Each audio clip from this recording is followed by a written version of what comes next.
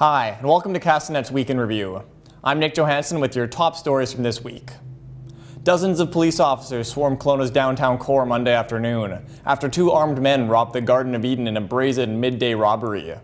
The two men entered the escort agency just after 4 p.m. with a shotgun, a pistol, and bear spray, and punched the owner. They then put a gun to the head of the owner and demanded he open a safe.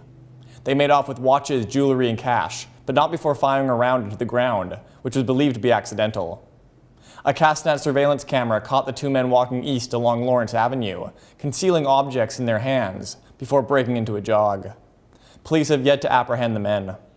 4 people were rushed to hospital early Wednesday morning after crashing their vehicle on Highway 33, traveling up to 200 kilometers an hour.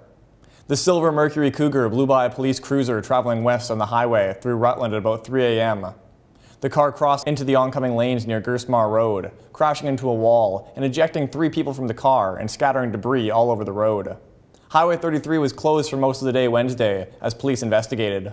Additionally, the Independent Investigation Office is investigating the crash to determine if there was any link between the officers' actions and the crash.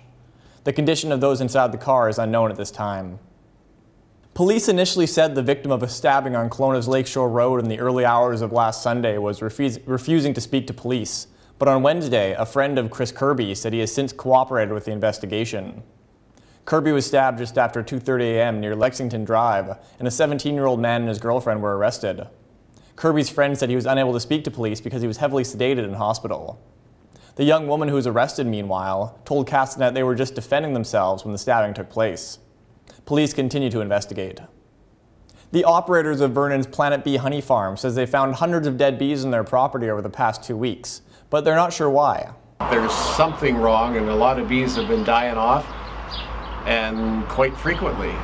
Ed Nowick says he believes the deaths could have been caused by nearby farms using some kind of pesticide spray, but they're sending some of the dead bees away to be tested to find out. And a Penticton woman will receive a life-saving kidney from a complete stranger. Dorothy Mansfield suffers from Berger's disease and requires a kidney transplant.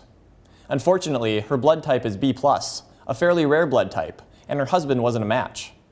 One day, her husband was telling his wife's story to a teller at a bank in Penticton when Noreen, another teller, overheard and said she'd be willing to donate her kidney.